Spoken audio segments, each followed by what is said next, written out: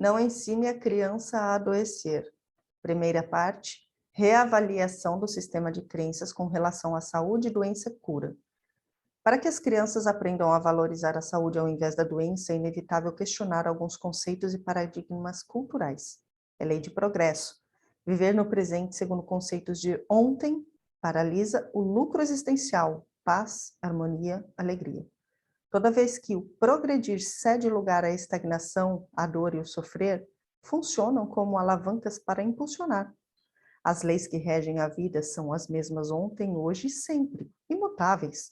O que muda é a forma de percebê-las e o uso que se faz delas. E lógico que os efeitos são diferentes. Aplicar novos conhecimentos em cima de velhos hábitos é a tarefa que define quem é quem na escalada da evolução humana. Capítulo 1. Reavaliação dos conceitos de saúde, doença, cura. Proposta de trabalho. Qual a diferença entre saúde e doença? A ideia é modificar a educação das crianças quanto à saúde, doença e cura, possibilitando um novo olhar e novas perspectivas de solução. Como o passo inicial é preciso rever alguns conceitos. Considerando que o conhecimento é sempre um indutor de mudanças e traz consigo responsabilidade, nós oferecemos resistência à mudança. É possível que provoque conflitos na primeira fase de incorporação de um novo saber, pois a prática demanda certo tempo e necessita de uma determinada dose de esforço para que seja incorporada.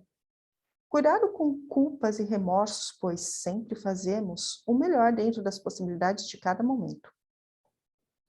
Outra dificuldade. De muitas formas, as pessoas em torno irão criticar nossas iniciativas de mudança. Essa reação defensiva subconsciente é natural para manter confortáveis padrões. Nós também fazemos isso com os outros sem perceber. Não basta aceitar a proposta de reciclar conceitos de saúde e doença na educação. Até onde desejamos ir é que é o problema. Se há interesse em seguir em frente, etapas a serem respeitadas. Toda mudança deve ser inteligente, relativa, gradual, cuidadosa, respeitosa. Ninguém vai querer se engajar em um projeto para sofrer e por obrigação. Para que funcione, é preciso que o gerente das mudanças o faça com leveza, lembrando-se de que está remando contra a maré. Sistema de trabalho. Usaremos o velho método de observar, questionar, refletir, discordar. Tente, antes, responder às questões formuladas para avaliar suas concepções sem a influência da leitura. Qual a diferença entre saúde e doença? Ser doente é igual ou diferente de estar doente? Doença é sofrimento e saúde é alegria? Será saúde ou doença algo mais subjetivo do que concreto? A pessoa pode inventar uma doença? Que valor nós damos para a doença? A medicina cura?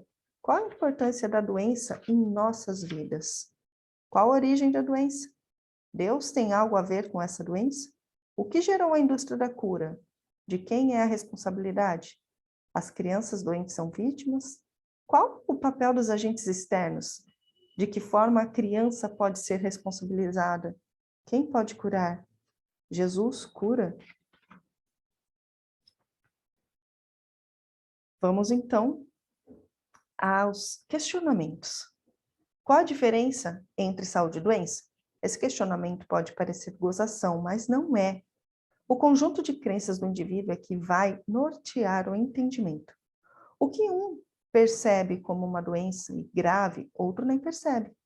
Para um orgulhoso, uma pequena mancha na face é o fim do mundo. Para um doente terminal, com a consciência tranquila, a morte pode significar a libertação. Ser doente é igual ou diferente de estar doente? Ser doente é algo mais definitivo. Estar doente é temporário.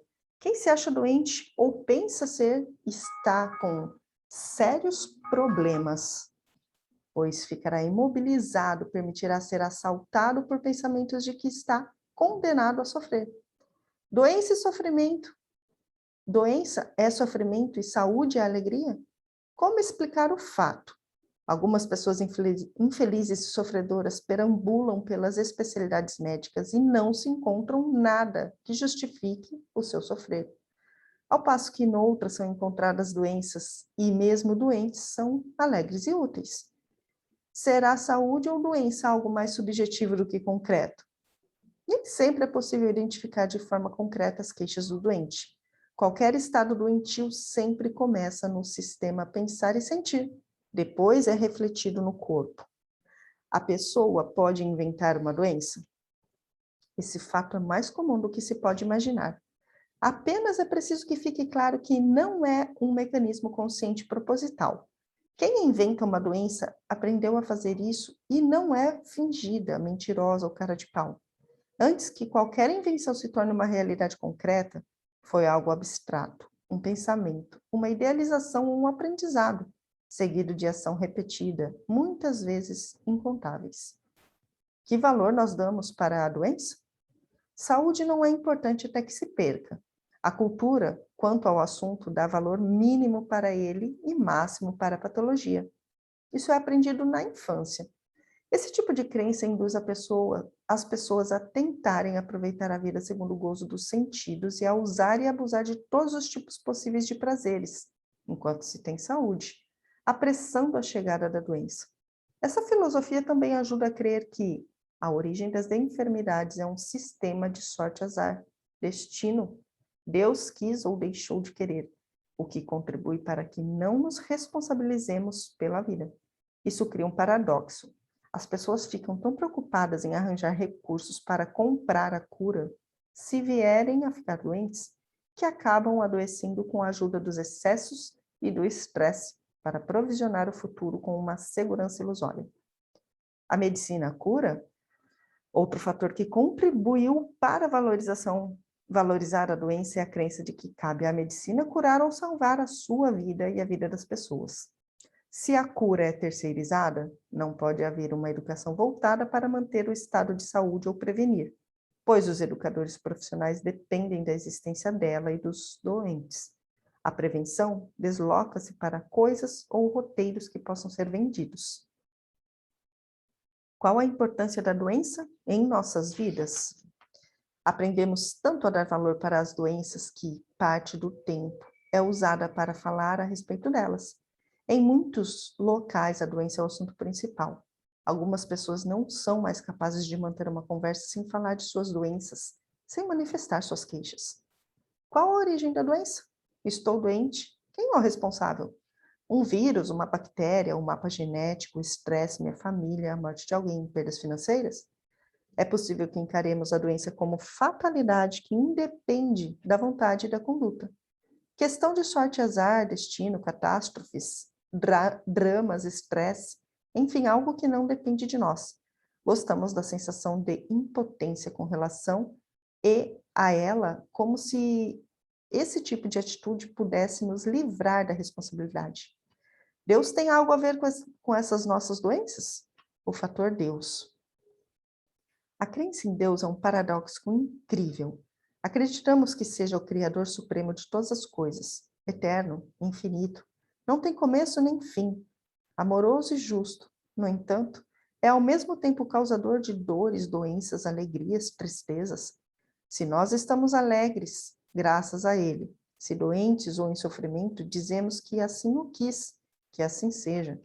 Se a ciência conseguiu controlar Deus, colocá-lo a seu serviço, então os problemas de saúde e doença estarão resolvidos, de forma mágica e muito rendosa. O que gerou a indústria da cura? Além do sistema cultural, nós não queremos comprar a ideia de que somos os responsáveis pelas doenças. De quem é a responsabilidade? Ela é compartilhada. Apenas posso assumir de forma relativa e gradual, à medida que minha capacidade de discernir se amplia. Hoje, algumas crianças estão mais capacitadas a isso do que muitos adultos. As crianças doentes são vítimas? Até certo ponto, sim, devido às circunstâncias de dependência prolongada que regula nossa maturidade biológica e psicológica. Qual o papel dos agentes externos? Culpar quem não é capaz de se defender. Um vírus, um fungo, uma bactéria, entendidos tais quais tipos de fuga. De que forma a criança pode ser responsabilizada? Em um primeiro momento, usando a lei da causa e efeito, mostrando a ela com clareza que sua doença é efeito das escolhas, e o melhor momento é durante o sofrimento. Quem pode curar? Fomos condicionados a crer que a medicina pode. Alguns acreditam que apenas Deus é capaz, com uma ressalva, apenas nos que acreditam nele. Muitos misturam tudo e, quando estão descrentes de um ou de outro, se resolvem, se revoltam e tornam-se infelizes. Acreditar por acreditar é falta de capacidade de discernir. A crença em algo deve estar estruturada no raciocínio lógico, no sentir e comprovar pela experiência já vivida e dominada. Em razão da lentidão no pensar, nós não diferenciamos a cura definitiva da cura temporária, ou até a troca de uma doença por outra. Misturamos causa e efeito. Uma dica: uma ferramenta não funciona sem alguém para operá-la ou manejá-la. A medicina e seus recursos são ferramentas para a cura. Quem vai manejar a ferramenta é o doente. O agente curador apenas mostra, sinaliza e nem sempre consegue trilhar o caminho que aponta. A cura definitiva das doenças depende apenas do ser humano. Em cada caso particular, depende apenas do doente. Jesus cura. Nem ele, o médico por excelência, curou pessoa alguma. Não sou eu, nem outra pessoa a afirmar isso. Foi ele mesmo. Vai, a tua fé te curou. Resumindo, eu apenas participei, você fez o trabalho de reformas e transformações. Ele também avisou sobre as inevitáveis recaídas.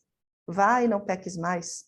Pena que ficou noticiado em uma linguagem religiosa que pode ser assim traduzida. Meu amigo, se continuares com a mesma forma de viver, mesmos hábitos, vícios e formas de pensar, sentir e agir, tuas doenças retornarão. Pena que nos deram a notícia no Evangelho, mas não houve feedback. Será que o cego não retornou à cegueira, o aleijado à invalidez, o leproso à lepra? A ideia nesta reflexão é parar para pensar. Esperamos que o amigo leitor tenha feito suas anotações para posterior conferências sem levar para o lado pessoal, pois daí não vai tirar nem virar muita coisa.